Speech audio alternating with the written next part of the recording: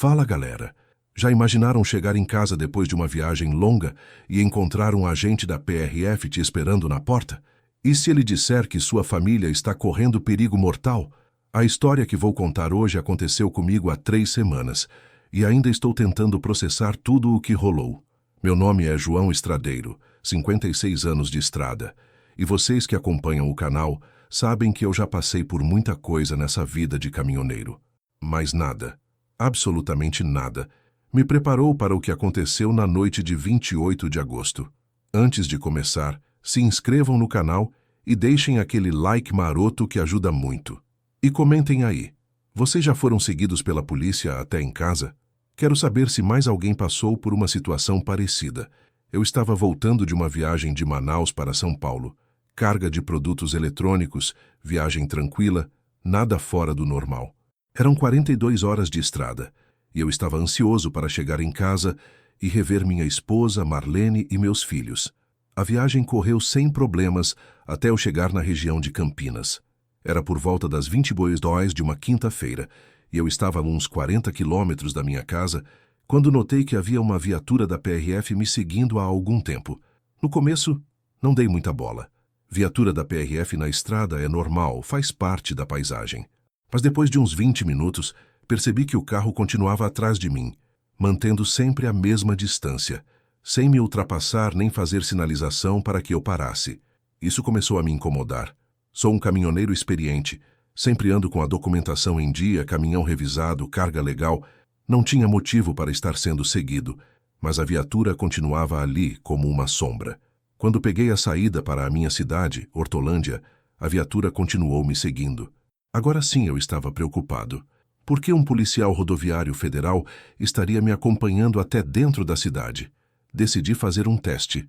Em vez de ir direto para casa, fui até um posto de gasolina que fica na entrada da cidade. Queria ver se o policial ia me abordar ali ou se continuaria me seguindo. Estacionei o caminhão no posto e desliguei o motor. A viatura parou a uns 50 metros de distância, mas ninguém desceu. Fiquei uns 10 minutos ali, esperando, mas nada aconteceu. Quando voltei para o caminhão e saí do posto, a viatura voltou a me seguir. Pessoal, nesse ponto eu já estava nervoso. Peguei o celular e liguei para minha esposa. Marlene, tem alguma coisa estranha acontecendo aí em casa? Não, amor, tá tudo normal. Por que você está perguntando? Tem uma viatura da PRF me seguindo há mais de 1 hora. Não sei o que está acontecendo. Você fez alguma coisa errada? Claro que não. Tô com tudo em dia, como sempre. Então relaxa, deve ser coincidência. Vem logo para casa que a janta está esquentando. Desliguei o telefone, mas a sensação de que algo estava errado não saía da minha cabeça. A viatura continuava ali, me seguindo como se eu fosse um criminoso fugitivo. Quando entrei na minha rua, a situação ficou ainda mais estranha.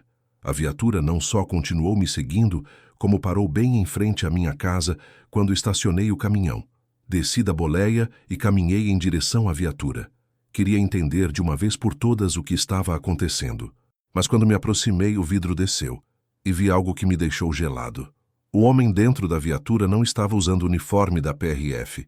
Vestia uma roupa civil escura, óculos de sol mesmo sendo noite, e tinha uma expressão séria que me fez parar no meio do caminho. Senhor João, disse ele, preciso conversar com o senhor, é sobre sua família. A forma como ele disse isso, o tom da voz, me fez sentir como se o chão tivesse sumido debaixo dos meus pés. Como ele sabia meu nome? E o que tinha a ver com minha família? Quem é você? Perguntei tentando manter a composição. Agente Carvalho, Polícia Rodoviária Federal. Mas não posso falar aqui na rua.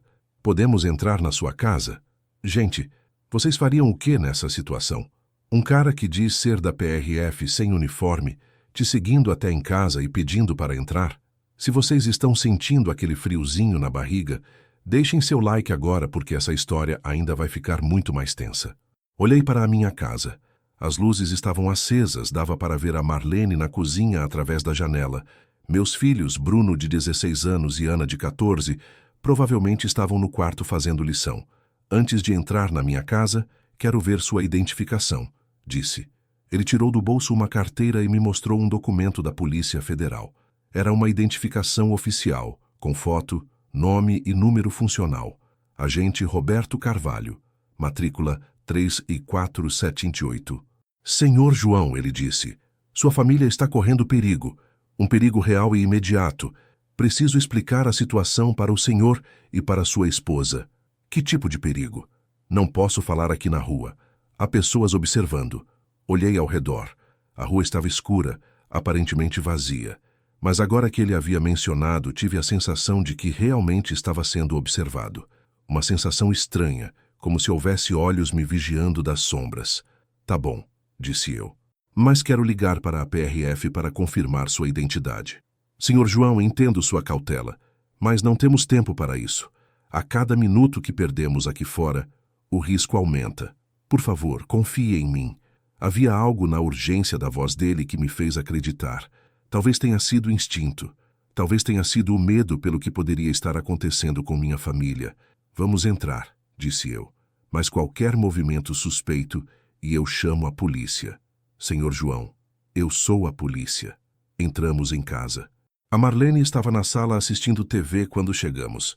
Quando me viu acompanhado de um estranho, sua expressão mudou imediatamente. João, quem é este homem? Agente Carvalho, da PRF. Ele diz que nossa família está em perigo.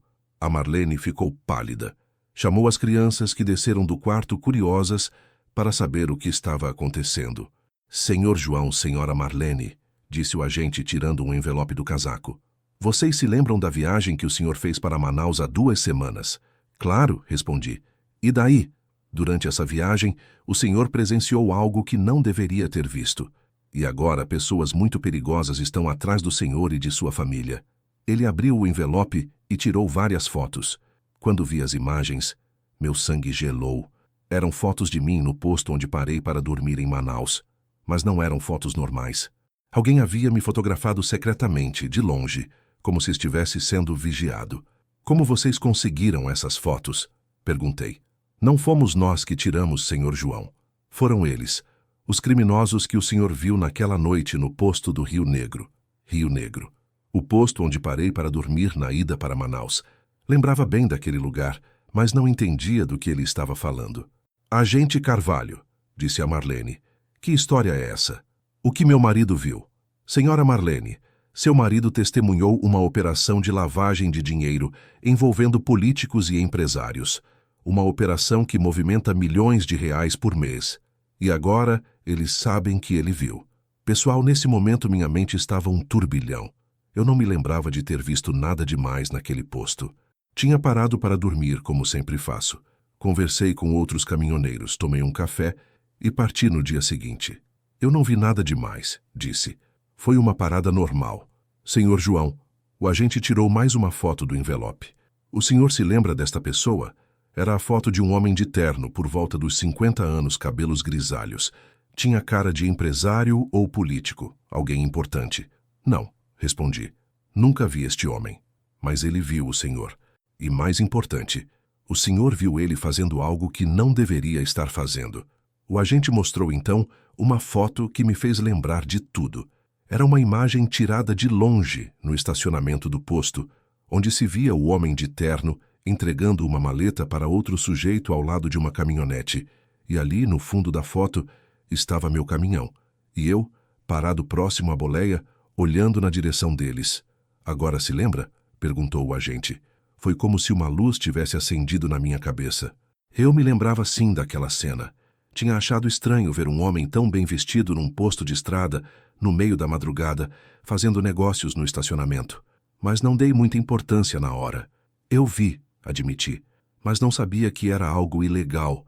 O senhor não precisava saber, disse o agente. O problema é que eles sabem que o senhor viu. E para eles, isso faz do senhor uma testemunha. A Marlene estava cada vez mais pálida. As crianças, que no começo estavam curiosas, agora pareciam assustadas. E o que isso tem a ver com nossa família? Perguntou minha esposa. Senhora Marlene. O agente olhou diretamente para ela. Esses criminosos não hesitam em eliminar testemunhas. E quando não conseguem chegar na testemunha principal, eles vão atrás da família. O silêncio que se fez na sala foi ensurdecedor. Podia-se ouvir apenas o tic-tac do relógio da parede e a respiração pesada de todos nós. Vocês estão dizendo que minha família vai ser assassinada por causa de algo que eu vi sem querer? Perguntei. É exatamente isso que estou dizendo, Sr. João. A revelação do agente Carvalho caiu sobre nossa família como uma bomba. Ali na nossa sala, no ambiente que sempre foi nosso refúgio seguro, descobrimos que estávamos na mira de criminosos perigosos por causa de algo que eu nem sabia que tinha feito. Se vocês estão acompanhando essa história e ficando tensos, deixem seu like agora mesmo e se inscrevam no canal. Isso que vocês ouviram até agora é só o começo. O que o agente revelou depois foi ainda mais assustador. Agente Carvalho, disse a Marlene com a voz tremendo. O que exatamente meu marido viu naquele posto? O agente suspirou e começou a explicar. O homem da foto é deputado federal Júlio Mendoza. Ele está envolvido numa rede de lavagem de dinheiro que usa postos de combustível em rodovias para fazer transferências financeiras ilícitas. O dinheiro vem do tráfico de drogas, corrupção e outros crimes. Ele mostrou mais fotos. Este posto do Rio Negro é um dos pontos de operação. Eles escolhem locais isolados em horários de pouco movimento para fazer as transações. Seu João viu uma transferência de 2,5 milhões de reais naquela madrugada. 2,5 milhões? Murmurei, incrédulo. Exatamente. E o problema é que vocês têm câmeras de segurança internas no caminhão, não tem? Meu coração parou. Realmente tenho câmeras de segurança no caminhão. São duas. Uma filmando a estrada e outra filmando o interior da cabine. Instalei para me proteger de falsas acusações e acidentes. Tenho sim, admiti. As imagens dessas câmeras são armazenadas onde? Num cartão de memória que fica no equipamento. Eu baixo as imagens de vez em quando para o computador de casa. O agente e a Marlene se entreolharam com uma expressão que não gostei nada. Senhor João, disse o agente, essas imagens podem conter evidências da transação criminosa. Se eles descobrirem que o senhor tem essas gravações, não precisou terminar a frase. Todos entendemos a gravidade da situação. Mas eles, como sabem sobre as câmeras? Perguntou Bruno, meu filho de 16 anos, que até então estava quieto. Boa pergunta, disse o agente. É aí que a coisa fica ainda mais perigosa. Eles têm informações detalhadas sobre você, Sr. João. Sabem sobre seu caminhão, sua rota, sua família, sua casa. Isso significa que tem alguém passando informações para eles. Alguém me espionando? Exatamente. Pode ser alguém do posto onde você para regularmente, algum funcionário de empresa que você atende, ou até mesmo alguém próximo. A paranoia começou a tomar conta de mim. Olhei ao redor da minha própria sala e me perguntei, será que nossa casa estava sendo vigiada naquele momento? Agente, disse a Marlene, o que vocês querem que a gente faça? Primeiro, precisamos das imagens das câmeras do caminhão. Elas são evidência crucial para a nossa investigação. E depois? Depois vocês vão ter que entrar num programa de proteção à testemunha. O mundo pareceu parar quando ele disse isso. Proteção à testemunha significava deixar nossa vida para trás, mudar de identidade, começar do zero em outro lugar. Por quanto tempo? Perguntei. Até conseguirmos desmantelar toda a rede. Pode ser alguns meses, pode ser alguns anos.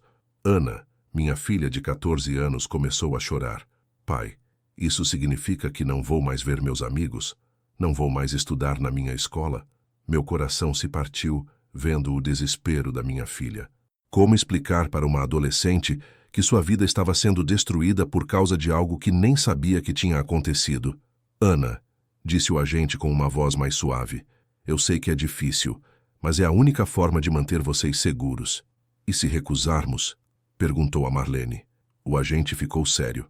Senhora Marlene, ontem à noite foram mortas 4 pessoas numa cidade do interior de Goiás. Uma família inteira. O pai era caminhoneiro e também havia presenciado uma operação deles. O silêncio voltou a dominar a sala. Agora não era mais só medo, era terror puro. Eles mataram crianças? Perguntou Bruno. Mataram. Para essa gente não existe limite. Não importa se é homem, mulher, criança ou idoso. Quem representa risco para eles é eliminado.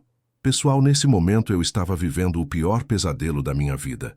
Imaginem ter que escolher entre a segurança da sua família e perder tudo que vocês construíram ao longo da vida. Quanto tempo temos para decidir? Perguntei. Senhor João, eles já sabem que eu estive aqui. Como sabem? Porque esta casa está sendo monitorada há pelo menos uma semana. Há um carro estacionado na esquina com 2 pessoas dentro desde que cheguei. Há um homem fingindo passear com um cachorro que já passou 3 vezes na frente da casa. E há uma van de uma empresa de telecomunicações na rua de trás que não tem nenhum técnico trabalhando. Corri até a janela e espiei pelas cortinas. Era verdade. Havia um carro escuro na esquina com 2 silhuetas dentro. E agora que prestava atenção, realmente havia uma van estacionada numa posição estranha. Meu Deus, murmurei. Eles estão aqui. Por isso não temos tempo para decisões demoradas, disse o agente. Ou vocês vêm conosco agora, ou... Um barulho alto interrompeu a conversa. Era como se alguém tivesse chutado nossa porta dos fundos. O agente imediatamente puxou uma arma e fez sinal para que ficássemos quietos. Subam para o quarto, sussurrou. Agora. E você? Perguntou a Marlene. Vou ver o que foi esse barulho. Se eu não subir em 5 minutos, liguem para o 190 e digam que estão sendo atacados. Subimos correndo para o quarto. Meu coração batia tão forte que achei que fosse explodir. Peguei meu celular pronto para ligar para a polícia se necessário. Do quarto, conseguíamos ouvir o agente se movimentando pela casa. Passos cuidadosos, como de quem está caçando ou sendo caçado. Depois de uns 3 minutos que pareceram horas, ouvimos sua voz. Podem descer. Era só o gato do vizinho que derrubou uma lata de lixo. Descemos aliviados, mas o susto tinha sido suficiente para nos mostrar como nossa situação era precária. Agente Carvalho, disse eu, aceito entrar no programa de proteção, mas preciso de garantias. Que tipo de garantias? Quero saber exatamente o que vai acontecer conosco. Para onde vamos? Como vamos viver? Por quanto tempo? O agente se sentou na nossa mesa de jantar e tirou alguns papéis do casaco. Vocês vão ser realocados para uma cidade do interior do Paraná. Lá vocês terão uma casa segura, documentos provisórios com nomes falsos e proteção 24 horas por dia. E nosso trabalho, nossa renda. Senhor João, o governo vai pagar uma pensão mensal equivalente ao seu salário atual. E quando tudo terminar, vocês poderão voltar para cá ou começar uma nova vida onde quiserem, com indenização pelas perdas sofridas. Quanto de indenização? Ainda não posso precisar. Mas estamos falando de algumas centenas de milhares de reais. A proposta era tentadora, mas a ideia de deixar nossa vida para trás ainda era aterrorizante. Pai, disse Bruno, acho que devemos aceitar. É melhor estar vivo e longe daqui do que morto em casa. Meu filho, de apenas 16 anos, estava sendo mais racional que eu. E as imagens das câmeras? Perguntou a Marlene. Vocês vão pegá-las hoje? Sim. Inclusive, preciso que o Sr. João me acompanhe até o caminhão para copiar os arquivos. Agora? Com eles vigiando? Sr. João, eles não vão atacar enquanto eu estiver aqui. Sabem que sou policial federal e que qualquer coisa que aconteça comigo vai gerar uma investigação massiva. Descemos até o caminhão. O agente levou um notebook e alguns equipamentos que não reconheci. Enquanto ele copiava os arquivos das câmeras, ficamos conversando. Agente, posso fazer uma pergunta? Claro. Como vocês descobriram que eu estava em perigo? A resposta dele me deixou ainda mais assustado, porque ontem interceptamos uma conversa telefônica onde seu nome foi mencionado. Eles estão planejando sequestrar sua família para te obrigar a entregar as imagens das câmeras. Quando isso ia acontecer? Amanhã à noite, quando você saísse para mais uma viagem. Olhei para minha casa, onde estavam minha esposa e meus filhos, e percebi como tínhamos chegado perto de uma tragédia. Pronto, disse o agente fechando o notebook. Tenho todas as imagens. Agora vamos ver o que seu caminhão gravou naquela noite. Subimos de volta para casa. O agente conectou o notebook na nossa TV e começou a passar as imagens da câmera externa do caminhão. No início, eram apenas imagens normais da estrada. Mas quando chegou no horário da parada no posto, vimos algo impressionante. As imagens mostravam claramente o deputado Mendoza entregando uma maleta para outro homem. Dava para ver perfeitamente o rosto dos dois, a placa do carro, e até mesmo o momento em que eles perceberam que poderiam estar sendo observados. Perfeito, disse o agente. Essas imagens são suficientes para abrir um inquérito e prender pelo menos 10 pessoas envolvidas no esquema. E isso vai acabar com a ameaça contra nossa família. Senhor João, isso é só o começo. Essas imagens vão levar a outras evidências, outras prisões e, eventualmente, ao desmantelamento de toda a rede. Mas então o agente mostrou algo que me gelou o sangue mais uma vez.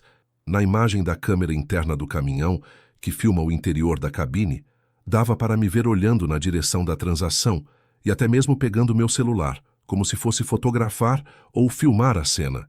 Eu não fotografei nem filmei nada, disse rapidamente. Eu sei, respondeu o agente, mas eles não sabem. Para eles, essa imagem sugere que você pode ter registrado tudo no seu celular também. Mas eu não registrei. Senhor João, para criminosos paranoicos como eles, a suspeita é suficiente. Eles não vão arriscar deixar uma testemunha viva. Foi nesse momento que bateu a ficha de que nossa situação era ainda mais grave do que imaginava. Não importava se eu tinha ou não mais evidências. Eles acreditavam que eu tinha, e isso era suficiente para nos condenar. Quando partimos? Perguntei. Amanhã de manhã, bem cedo. Uma equipe vai vir buscar vocês às 5 horas.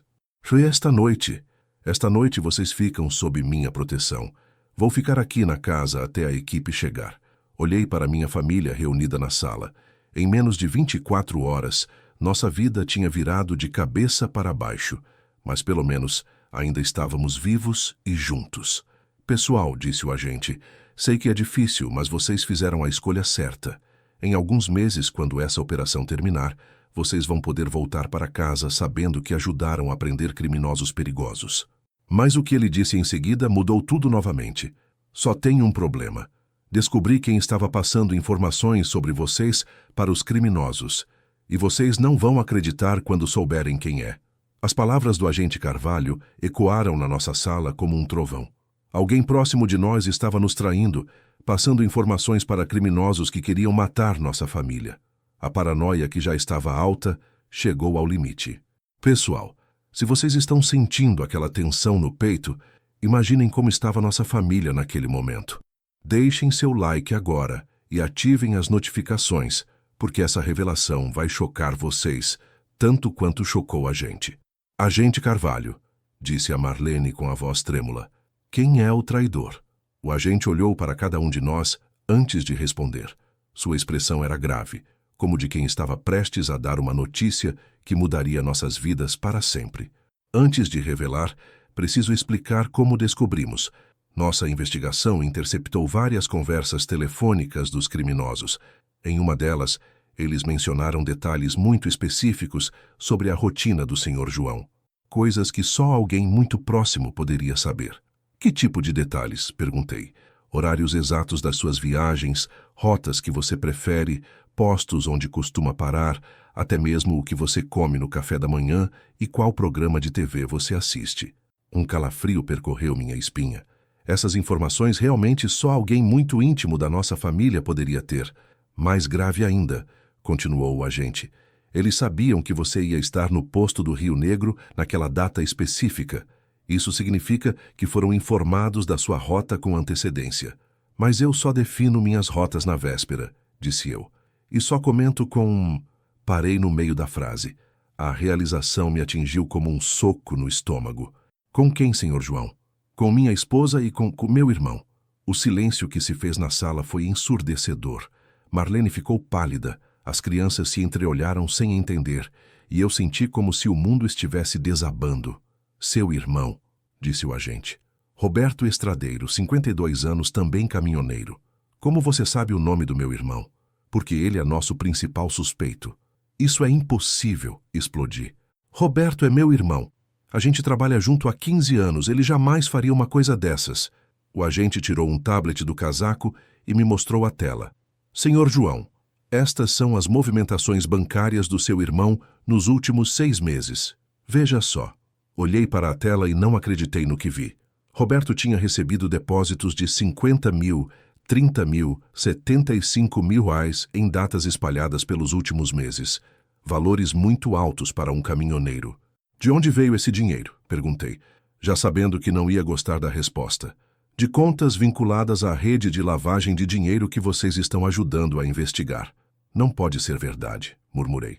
Senhor João, há mais. Seu irmão foi visto se encontrando com pessoas ligadas ao deputado Mendoza pelo menos 3 vezes nos últimos 2 meses. O agente me mostrou fotos tiradas por câmeras de segurança. Roberto conversando com homens de terno em estacionamentos, restaurantes, sempre em locais discretos. Pai, disse Bruno, talvez tenha uma explicação. Não tem explicação possível, filho, respondi, sentindo um vazio no peito. Roberto me traiu. A Marlene se aproximou e segurou minha mão. João, tem certeza de que não pode haver um mal-entendido? Senhora Marlene, disse o agente, infelizmente não há dúvida. Temos gravações telefônicas do seu cunhado passando informações sobre os hábitos do Sr. João. Inclusive, foi ele quem informou que seu marido estaria no posto do Rio Negro naquela noite. Mas por quê? Perguntei, mais para mim mesmo que para ele. Por que Roberto faria isso comigo? Sr. João, descobrimos que seu irmão tem dívidas de jogo muito altas. Deve mais de R$400 mil para agiotistas. Os criminosos ofereceram pagamento das dívidas em troca de informações sobre você. A revelação me deixou nauseado. Meu próprio irmão tinha me vendido para salvar a própria pele. Ele sabe que nossa família está em perigo? Perguntou a Marlene. Sabe sim, senhora. E mesmo assim continuou passando informações. Inclusive, foi ele quem confirmou que seu marido tem câmeras no caminhão. Roberto sabe sobre as câmeras porque eu mesmo contei para ele. Disse, me sentindo o maior idiota do mundo. E agora ele sabe que estamos aqui? Perguntou Ana, minha filha. Não necessariamente, respondeu o agente, mas é provável que ele esteja sendo instruído a manter contato próximo com vocês para continuar informando os movimentos. Nesse momento, meu celular tocou. Era uma mensagem de WhatsApp, do Roberto. Irmão, tudo bem? Passou em casa hoje? Queria conversar com você sobre um negócio. Mostrei a mensagem para o agente. Ele assentiu. É exatamente isso. Ele está tentando confirmar se você está em casa e se recebeu alguma visita. O que eu respondo? Responda normalmente. Diga que está cansado da viagem e vai dormir cedo. Digitei. Tudo certo, mano. Cheguei agora, estou morto de cansaço. Amanhã a gente conversa. A resposta veio rápida. Tá bom, descansa aí. Amanhã eu passo aí de manhã. Ele vai vir aqui amanhã, disse eu mostrando a mensagem para o agente. Perfeito, respondeu Carvalho. Isso nos dá uma oportunidade. Que tipo de oportunidade? Vamos usar a visita dele para confirmar nossa suspeita e talvez conseguir mais informações sobre a rede criminosa. A Marlene se levantou, visivelmente perturbada. Vocês estão falando de usar meu cunhado numa armadilha policial aqui na minha casa, na frente dos meus filhos? Senhora Marlene, seu cunhado já usou esta casa e esta família numa armadilha muito pior. Ele entregou vocês para assassinos. O peso daquela afirmação caiu sobre todos nós como uma pedra. Roberto, que sempre consideramos família, que comia na nossa mesa todo domingo, que era padrinho do Bruno, havia nos traído da pior forma possível. Como vai funcionar essa armadilha? Perguntei. Senhor João, quando seu irmão chegar amanhã, você vai agir normalmente. Vai contar que teve uma viagem tranquila, que não aconteceu nada demais. Eu vou estar escondido aqui na casa, gravando a conversa. E se ele suspeitar de alguma coisa? Por isso, você precisa agir naturalmente. Não pode demonstrar que sabe da traição dele. Agente, disse Bruno, e se meu tio perceber que tem alguém escondido na casa? Por isso vamos ser muito cuidadosos. Vou me esconder no quarto dos fundos com equipamento de gravação de longo alcance. Ana levantou a mão como se estivesse na escola. Posso fazer uma pergunta? Claro, disse o agente. Se meu tio é bandido agora, ele pode fazer alguma coisa com a gente amanhã? A pergunta da minha filha de 14 anos me fez perceber como a situação era absurda. Uma criança tendo que se preocupar se o próprio tio pode machucá-la. Ana, respondeu o agente com paciência, seu tio não vai fazer mal direto para vocês. Ele precisa manter a fachada de que é uma pessoa de confiança. O perigo vem dos criminosos para quem ele trabalha. Mas ele está cooperando com eles, insistiu ela. A isso não faz dele um bandido também? Do jeito que minha filha questionava, dava para ver que ela estava tentando processar como alguém que ela amava podia estar envolvido em algo tão terrível. Ana, disse eu, às vezes as pessoas fazem escolhas erradas quando estão desesperadas. Seu tio Roberto provavelmente não queria que chegasse a esse ponto, mas chegou, ela replicou. E agora a gente tem que fugir de casa por causa dele. A maturidade da minha filha me impressionava e me entristecia ao mesmo tempo. Ela estava perdendo a inocência de forma muito cruel. Senhor João, disse o agente, preciso que o senhor entenda uma coisa importante. Se conseguirmos gravar seu irmão, confessando o envolvimento dele, ou obtendo mais informações sobre a rede, isso pode acelerar drasticamente nossa investigação. E isso significa o quê? Significa que vocês podem não precisar ficar tanto tempo no programa de proteção. Talvez algumas semanas ou meses em vez de anos. Essa possibilidade mudava tudo. Se pudéssemos voltar para casa em pouco tempo, valia a pena correr o risco. Tá bom, disse eu. Vamos fazer essa armadilha.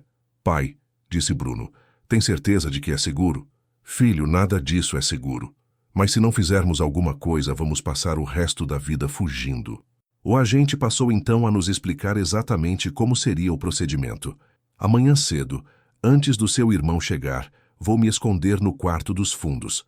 Senhor João, você vai receber Roberto normalmente, oferecer café, conversar sobre a viagem. E o que eu devo tentar descobrir?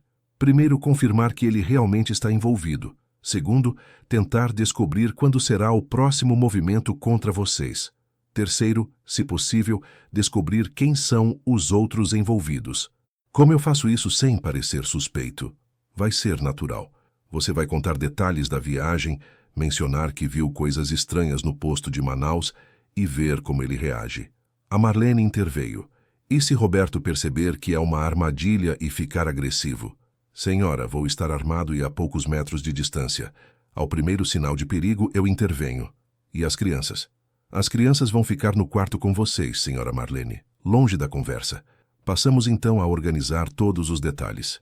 O agente me ensinou algumas técnicas para conduzir a conversa de forma natural, mas direcionando Roberto a falar sobre assuntos específicos. Senhor João, uma coisa importante.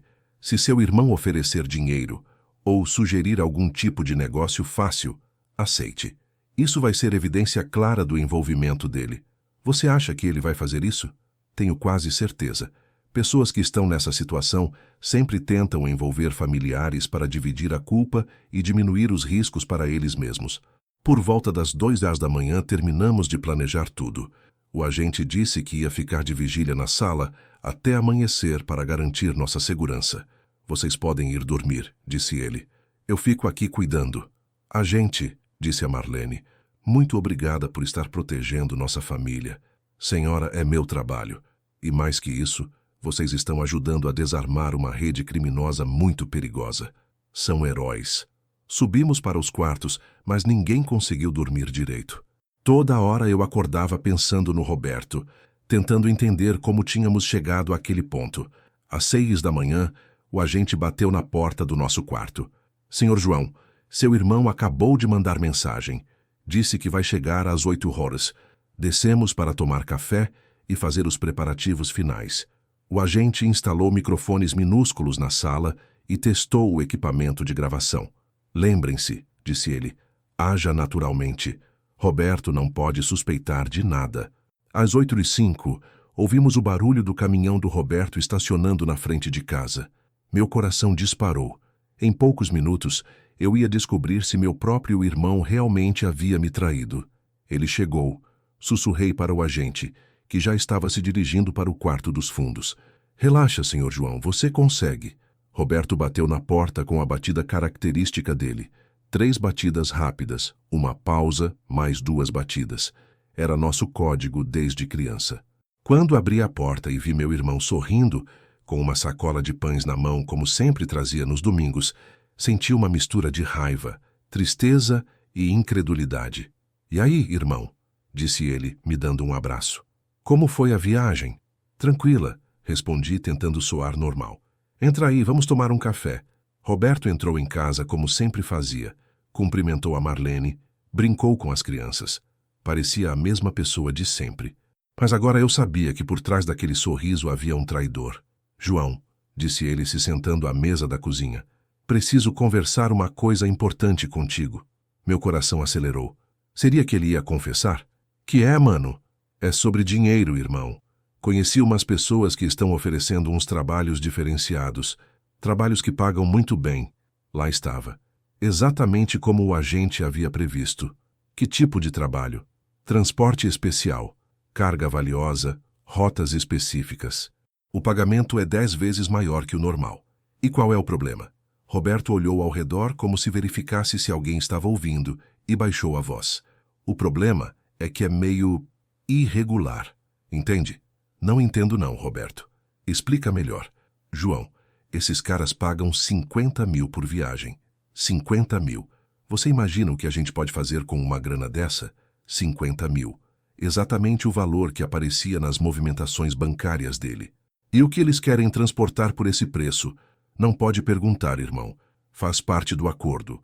Você pega a carga num lugar, leva para o outro, entrega, recebe o dinheiro e pronto. Roberto, disse eu, tentando soar apenas curioso. Como você conheceu essa gente? Por acaso, mano. Tava num posto em Goiás umas semanas atrás quando um cara bem vestido me abordou. Disse que estava procurando caminhoneiros confiáveis para uns trabalhos especiais. E você topou? Roberto ficou quieto por um momento, como se estivesse pesando o que dizer. João, vou ser sincero contigo. Tô com umas dívidas pesadas, muito pesadas. Essa grana me salvou. Que dívidas, Roberto? Jogo, irmão. Poker online. Perdi muito dinheiro e agora os caras estão cobrando com juros absurdos. Ali estava a confissão. Roberto estava envolvido com criminosos por causa de dívidas de jogo. Quanto você deve? Quase 400 mil. Meu Deus, Roberto, como você conseguiu perder tanto dinheiro? Foi aos poucos, irmão. Primeiro eram apostas pequenas, depois fui aumentando, achando que ia recuperar o que tinha perdido. Quando vi, estava nesse buraco. E agora? Agora já consegui pagar metade, mais algumas viagens desses trabalhos especiais e tô livre. Roberto, disse eu, tentando soar preocupado em vez de desconfiado, não acha perigoso se envolver com essa gente? É perigoso, irmão. Mas ficar devendo para a agiota é mais perigoso ainda. Nesse momento, Roberto me olhou diretamente nos olhos. João, quero te fazer uma proposta. Que proposta? Entra nessa comigo. Uma viagem só. 50 mil limpos. Com esse dinheiro, você pode trocar de caminhão, dar entrada numa casa maior para Marlene e as crianças. Não sei não, Roberto. Irmão, é uma viagem só. Uma viagem que vai mudar nossa vida. E que tipo de risco a gente corre? Roberto olhou novamente ao redor e sussurrou. O único risco é se a polícia descobrir. Mas esses caras são espertos, têm contatos em todo lugar. Nunca foram pegos. Contatos na polícia? Sim, mano, tem gente importante envolvida. Deputado, empresário, gente grande. Por isso é seguro. Pronto. Roberto havia confirmado tudo. O envolvimento com criminosos, o esquema de corrupção e estava tentando me recrutar. Roberto, deixa eu pensar melhor nessa proposta. Claro, irmão, mas não demora muito. Eles precisam de uma resposta até amanhã. Por que a pressa? Porque tem uma carga especial para a semana que vem. E eles querem especificamente você para fazer esse transporte. Meu sangue gelou. Eles queriam especificamente eu. Por que eu? Porque você tem uma reputação boa na estrada. Nunca foi parado pela polícia, sempre com a documentação em dia. É o perfil perfeito. E como eles sabem da minha reputação? Roberto hesitou antes de responder. Porque eu contei, irmão. Falei que você é o melhor caminhoneiro que conheço. Você falou sobre mim para essa gente? Claro. Irmão ajuda irmão, né? Pensei que você ia ficar feliz com a oportunidade. Nesse momento, percebi que Roberto realmente acreditava que estava me ajudando. Em sua mente distorcida pelas dívidas e pelo desespero, ele achava que estava oferecendo uma solução para problemas que eu nem sabia que tinha. Roberto, que mais você contou sobre mim? Só coisas boas, mano. Falei que você é pontual, confiável, conhece bem as estradas. E sobre minha família? Como assim? Você falou sobre Marlene e as crianças? Roberto franziu a testa. Falei que você é família, pai responsável. Por que você está perguntando isso? Era hora de testar se ele sabia que estava colocando nossa família em perigo. Roberto, essa gente que você conheceu, eles são perigosos? Como assim perigosos? Se der alguma coisa errada, eles podem fazer mal para nossa família? Roberto ficou pálido. João, por que você está perguntando isso? Aconteceu alguma coisa? Não aconteceu nada. Só estou tentando entender o nível de risco. Irmão, eles não mexem com família. São profissionais. Tem certeza? Absoluta. Inclusive, eles fizeram questão de deixar claro que família é sagrada. Roberto realmente acreditava nisso. Ou estava mentindo muito bem. Tá bom, Roberto. Vou pensar na proposta e te dou uma resposta amanhã. Beleza, irmão. Mas lembra que é uma oportunidade única. Roberto terminou o café e se preparou para ir embora. Na porta, ele me deu outro abraço. João, sei que pode parecer arriscado, mas confie em mim. É nossa chance de ficar ricos. Quando ele foi embora, o agente saiu do quarto dos fundos com um sorriso no rosto. Perfeito, senhor João. Conseguimos tudo o que precisávamos. Ele realmente me traiu? Traiu, sim. Mas, pelo que ouvi, ele não tem ideia da gravidade do que fez. Acha que está apenas oferecendo trabalho ilegal comum? Não sabe que entregou vocês para assassinos. Isso muda alguma coisa? Muda tudo, senhor João.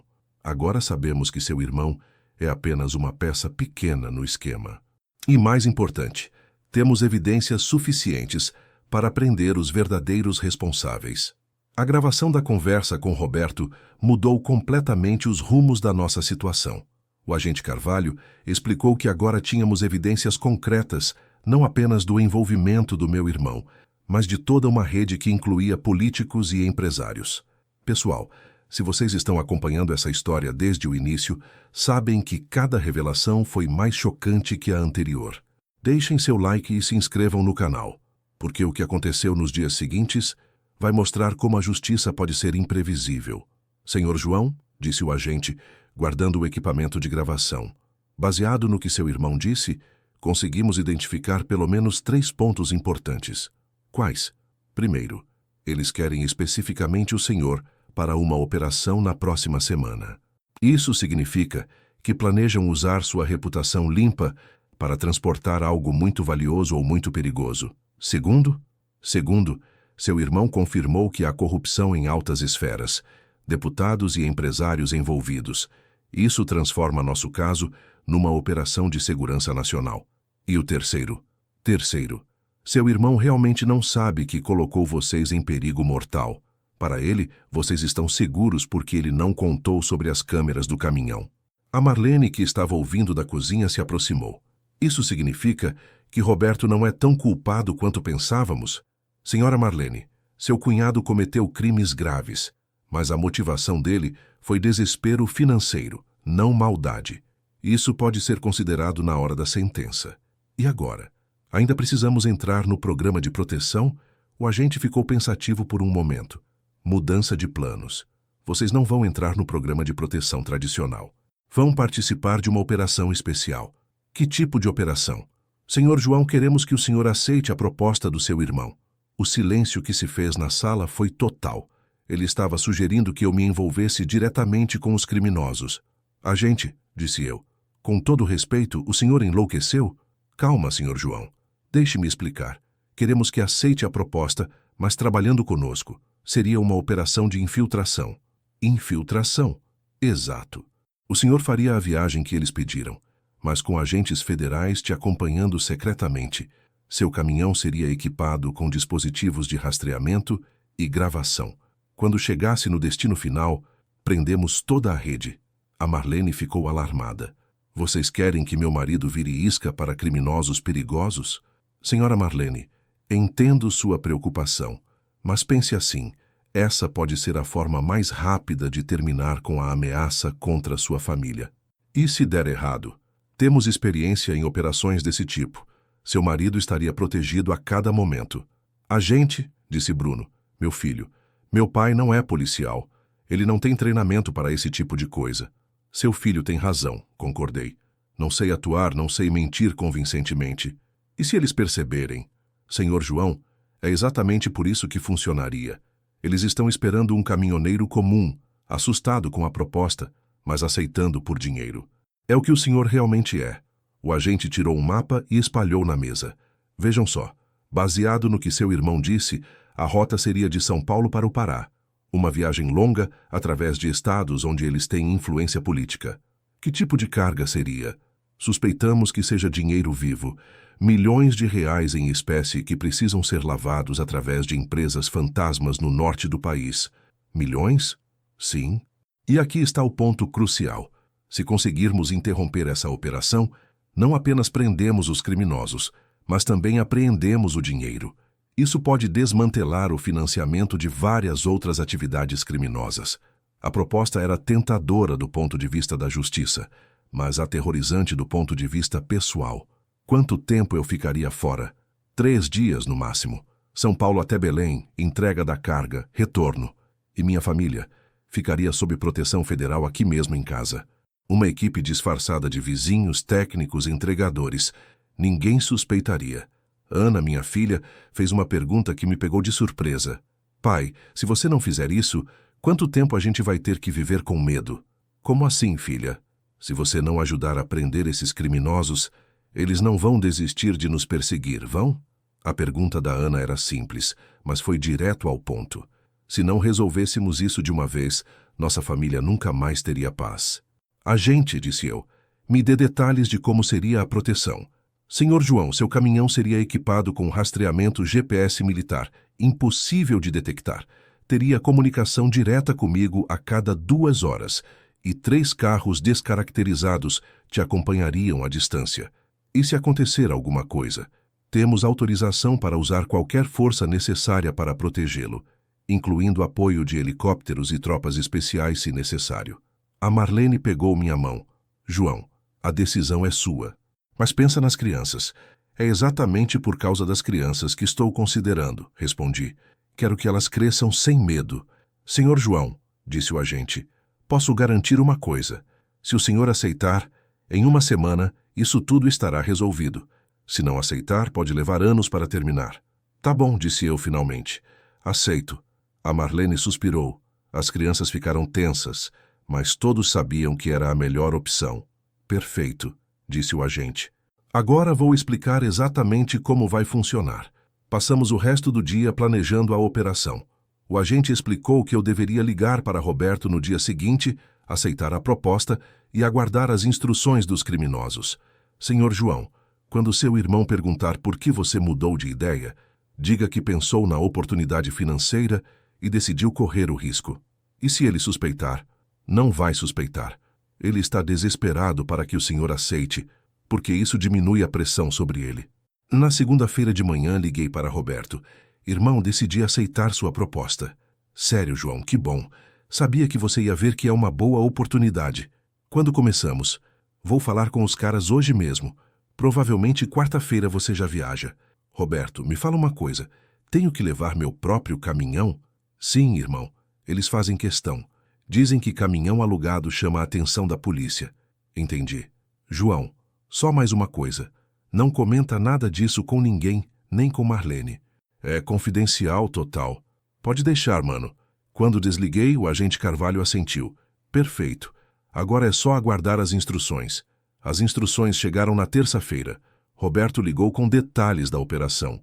João, amanhã às 6 da manhã, você vai no posto do KM-23 da Anhanguera. Lá vai ter um cara de camisa vermelha te esperando. Ele vai te dar um endereço em São Paulo, onde você pega a carga. Que tipo de carga? Não pergunta, irmão. Lembra do que eu falei. E o destino? Belém do Pará. Você vai receber o endereço exato quando pegar a carga. Roberto, e o pagamento? Metade quando você pegar a carga, metade quando entregar. Na quarta-feira de manhã, às 5h30, eu estava pronto para a operação. O agente havia equipado meu caminhão durante a madrugada com todos os dispositivos de rastreamento e gravação. Senhor João, disse ele, lembre-se, haja normalmente. Você é apenas um caminhoneiro que aceitou um trabalho bem pago. E se eles descobrirem os equipamentos? Impossível. São imperceptíveis até mesmo para detectores profissionais. Cheguei no posto às 6h em ponto. Havia um homem de camisa vermelha tomando café no balcão. Ele me reconheceu e se aproximou. João? Sim. Sou o Marcelo. Vem comigo. Fomos até um carro estacionado do lado de fora.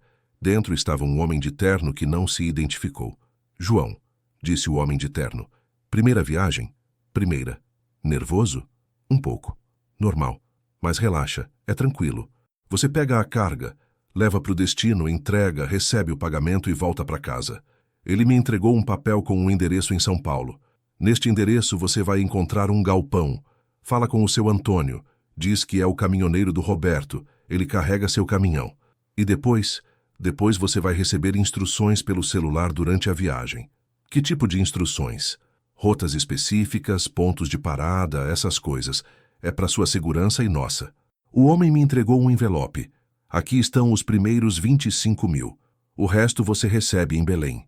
Quando peguei o envelope, senti o peso do dinheiro. Era real. Eu estava realmente envolvido numa operação criminosa. João, disse o homem, uma última coisa. Se você tentar qualquer coisa suspeita ou se descobrirmos que você falou com alguém sobre isso, vai ter consequências graves. Que tipo de consequências? Você tem uma família bonita. Seria uma pena acontecer alguma coisa com eles. Pronto. Ali estava a ameaça direta contra minha família. Entendi, disse eu, tentando manter a calma. Ótimo. Agora vai buscar a carga. E boa viagem. Saí do posto com o coração acelerado. A operação tinha começado oficialmente. Em poucas horas, eu estaria transportando milhões de reais em dinheiro sujo, servindo como isca numa das maiores operações policiais que já participei. Peguei o celular e enviei uma mensagem para o agente Carvalho. Recebi as instruções, indo buscar a carga. A resposta veio rápida. Perfeito, estamos acompanhando, mantenha a calma. Quando cheguei no galpão em São Paulo, encontrei o seu Antônio, um homem de uns 60 anos que parecia um operário comum. Você é o João? Sou. Vamos carregar seu caminhão. O que vi no galpão me deixou de queixo caído. Havia dezenas de caixas de papelão, todas lacradas, todas muito pesadas. Quantas caixas são? 40, respondeu seu Antônio. Cuidado para não derrubar nenhuma. Levamos 2 horas para carregar tudo. Quando terminamos, meu caminhão estava pesado, mas dentro do limite legal. Pronto, disse seu Antônio. Agora você segue viagem. Vai receber instruções no caminho. Saí de São Paulo às 11h da manhã. A primeira instrução chegou quando eu estava na altura de Campinas. João, pegue a BR-153 sentido Brasília. Não pare em nenhum posto até receber nova instrução. Eram 600 quilômetros até Brasília. Uma viagem longa, mas tranquila. O que eu não sabia é que em cada uma daquelas caixas havia 1 milhão de reais em dinheiro vivo. E que a partir daquele momento, eu estava sendo seguido não apenas pelos agentes federais que me protegiam, mas também por criminosos que queriam ter certeza de que eu não tentaria roubar a carga. A viagem mais perigosa da minha vida tinha começado. Pessoal, chegamos ao final desta história que mudou minha vida para sempre. Se vocês acompanharam até aqui, sabem que as últimas 48 horas foram as mais tensas que já vivi. Deixem seu like e se inscrevam no canal, porque o desfecho desta operação foi ainda mais surpreendente do que imaginávamos. A viagem de São Paulo para Brasília foi um teste de nervos. A cada quilômetro eu sabia que estava transportando 40 milhões de reais em dinheiro sujo, sendo seguido por criminosos de um lado e protegido por agentes federais do outro. As instruções chegavam a cada 2 horas, sempre de números diferentes. João, mantenha a velocidade entre 80 e 90 km/h. João, não converse com outros caminhoneiros nos postos. João, se algum policial te parar, diga que está transportando peças automotivas para Belém. Quando cheguei em Brasília, às 19 horas, recebi uma nova instrução. João, procure o hotel rodoviário, quarto 237. Bata 3 vezes, espere, bata mais 2. O hotel rodoviário era um lugar simples, frequentado por caminhoneiros e viajantes. O quarto 237 ficava no 2º andar. Subi as escadas com o coração disparado. Bati na porta conforme as instruções. 3 batidas, pausa, 2 batidas. A porta se abriu e um homem que reconheci imediatamente me fez entrar. Era o deputado Júlio Mendoza, o mesmo que eu havia visto no posto de Manaus. Senhor João, disse ele, seja bem-vindo à nossa operação. Deputado? Sim, sou eu mesmo. Surpreso? Muito. Imagino. Deve estar se perguntando o que um deputado federal está fazendo numa operação como essa. Dentro do quarto havia mais 2 pessoas, uma mulher de terno e um homem que parecia ser segurança. Senhor João, disse a mulher, sou a procuradora doutora Fernanda Silva e tenho más notícias para o senhor. Meu sangue gelou. Procuradora? Algo estava muito errado. Que más notícias?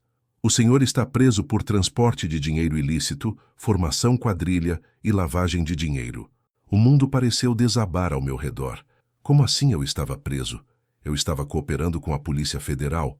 Doutora, disse eu tentando manter a calma, acho que há um mal-entendido. Estou trabalhando com o agente Carvalho da PRF numa operação especial. A procuradora e o deputado se entreolharam com um sorriso que não gostei nada. Senhor João, disse o deputado, o agente Roberto Carvalho não existe. Como assim não existe? Não há nenhum agente com esse nome na Polícia Rodoviária Federal. Você foi enganado. Senti como se tivesse levado um soco no estômago. Peguei meu celular para ligar para o agente, mas não havia sinal. Senhor João, disse a procuradora, o homem que se apresentou como agente federal é na verdade Marcos Silva, ex-policial expulso da corporação há 3 anos por corrupção. Isso é impossível, murmurei. Ele tinha identificação oficial. Falsificada, respondeu o deputado. E muito bem feita, por sinal. Mas ele sabia de detalhes sobre a investigação, sobre as imagens do meu caminhão, porque ele trabalha para nós, disse a procuradora. Sua função era convencê-lo a aceitar transportar esta carga. A realidade começou a se formar na minha cabeça de forma aterrorizante. Eu não estava numa operação policial. Estava sendo usado pelos próprios criminosos. Senhor João, disse o deputado, quando você viu nossa transação no posto de Manaus, realmente nos colocou em risco. Mas em vez de eliminá-lo, decidimos transformá-lo em nosso transportador. Como? Simples. Criamos todo esse teatro do agente federal, da ameaça à sua família, da operação especial. Tudo para que você acreditasse que estava colaborando com a justiça. E meu irmão Roberto, seu irmão realmente deve dinheiro para agiotistas. E nós realmente pagamos essas dívidas em troca de informações sobre você. Mas ele não sabe que somos nós. Para ele, somos apenas empresários, oferecendo trabalho bem pago. Eu estava numa cilada perfeita. Havia sido manipulado psicologicamente para fazer exatamente o que eles queriam. E agora? Perguntei. Agora você tem 2 opções, disse a procuradora. Primeira, aceita que foi pego em flagrante transportando 40 milhões de reais sem explicação plausível, vai preso por 15 a 20 anos e sua família fica na miséria. E a segunda? Segunda, torna-se nosso transportador oficial. Continua fazendo viagens como esta, recebe muito bem por isso, e sua família fica protegida e confortável. E se eu recusar? O homem que parecia segurança se aproximou. Senhor João, sua esposa e seus filhos estão neste momento numa casa em local desconhecido. Se você colaborar, eles voltam para casa amanhã. Se não colaborar, não precisou terminar a frase. Vocês sequestraram minha família. Digamos que estão sob nossa proteção, disse o deputado. Assim como você estará a partir de agora. Eu quero falar com eles. A procuradora pegou um celular e fez uma ligação. Coloque a esposa dele na linha. Ouvi a voz da Marlene do outro lado. João? João? Você está bem? Marlene, como vocês estão? Estamos bem, mas estamos com medo. Uns homens vieram em casa e disseram que era para nossa proteção, mas a ligação foi cortada. Suficiente, disse a procuradora. Sua família está bem e vai continuar bem, desde que você colabore. Eu estava numa situação impossível. Não havia saída. O que vocês querem que eu faça?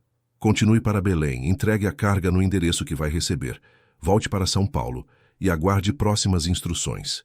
Por quanto tempo? Pelo resto da vida, senhor João. Bem-vindo à nossa família. Saí do hotel completamente destroçado. Havia sido enganado de forma magistral. O suposto agente federal, a ameaça contra minha família, a operação policial, tudo havia sido uma farsa elaborada para me transformar num criminoso. Retomei a viagem para Belém com o coração pesado. Durante o caminho recebi várias mensagens do falso agente Carvalho. João, como está a operação? Tudo conforme planejado, continue. Estamos orgulhosos de você. Agora eu sabia que cada uma daquelas mensagens era uma zombaria. Cheguei em Belém no dia seguinte e entreguei a carga conforme instruído. Recebi os outros 25 mil reais e comecei a viagem de volta. Foi durante o retorno que aconteceu algo que mudou tudo novamente. Na altura de Imperatriz, no Maranhão, meu caminhão foi cercado por várias viaturas da Polícia Federal. De verdade dessa vez. Senhor João Silva, gritou um agente pelo alto-falante. Desligue o motor e desça do veículo com as mãos para cima. Desci do caminhão esperando ser preso, mas o que aconteceu me surpreendeu. Senhor João, sou o delegado Marcos Pereira, da Polícia Federal. Como está se sentindo? Confuso, respondi. Muito confuso. Imagino. Mas posso dar-lhe uma boa notícia. Sua família está segura e você não vai ser preso. Como assim? Senhor João, o senhor participou da maior operação de infiltração da história da Polícia Federal Brasileira. Infiltração? Sim. Nos últimos 6 meses estivemos monitorando a rede do deputado Mendoza. Sabíamos que eles iam tentar recrutá-lo após o incidente no posto de Manaus. Mas o agente Carvalho... O agente Carvalho é real, senhor João. Marcos Silva é seu nome de guerra para operações de infiltração. Ele realmente é policial federal. Senti como se estivesse num filme de ficção científica. Então ele não me enganou? Não, senhor João. Tudo o que ele disse era verdade. A única diferença é que sabíamos que os criminosos iam tentar reverter a situação e fazer o senhor acreditar que ele era falso. E vocês deixaram isso acontecer. Era parte da operação. Precisávamos que o senhor agisse naturalmente como alguém que descobriu ter sido enganado. Se soubesse que ainda estava numa operação policial, não conseguiria atuar convincentemente. E minha família? Sua família nunca saiu de casa, senhor João. Os sequestradores eram agentes federais disfarçados. A ligação que o senhor ouviu foi gravada anteriormente, com a autorização da sua esposa. Marlene sabia de tudo? Sabia sim. Ela é uma atriz melhor que o senhor imagina. Nesse momento, uma van se aproximou e dela desceram a Marlene, Bruno, Ana e o agente Carvalho. João! Gritou a Marlene, correndo para me abraçar. Conseguimos! A operação deu certo. Senhor João, disse o agente Carvalho, parabéns. O senhor ajudou a desmantelar a maior rede de lavagem de dinheiro do país. Quantas pessoas foram presas? Até agora, 47. Incluindo o deputado Mendoza, a falsa procuradora, 3 juízes corruptos, 2 governadores e dezenas de empresários. E meu irmão Roberto? Seu irmão vai colaborar como testemunha. Como ele foi apenas uma vítima das circunstâncias, vai receber pena reduzida e poderá pagar as dívidas com o dinheiro apreendido dos criminosos. E eu? O senhor João vai receber uma recompensa de R$500 mil pela colaboração, além de uma condecoração do governo federal. Pessoal, ainda hoje, 3 meses depois, tenho dificuldade para acreditar em tudo o que aconteceu.